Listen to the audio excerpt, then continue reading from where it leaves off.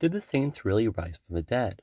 In the Gospel of Matthew it is said, the tombs were opened and many bodies of the saints who had fallen asleep were raised. And coming out of the tombs after his resurrection, they entered the holy city and appeared to many. Many skeptics read this with confusion, as many would expect to find such a story in other texts, as this would be an extraordinary event. This argument is merely an argument from silence, as it must be noted that merely because it would be likely to see accounts, it does not mean that there has to be. There is some credence to this argument, as the expectation does lead to a certain level of evidence, but it still is rather weak. The reason for this is because we have very few documents from the first century, many being lost or destroyed by either people or time itself. It may be that this was a literal event. The documents about it were lost except in the case of Matthew's Gospel. The majority of Christian scholars recognize this as a literal event.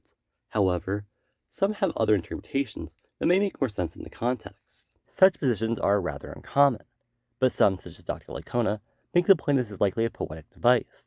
In his book, The Resurrection of Jesus, a New Historiographical Reproach, he writes, Matthew may simply be emphasizing the great king has died.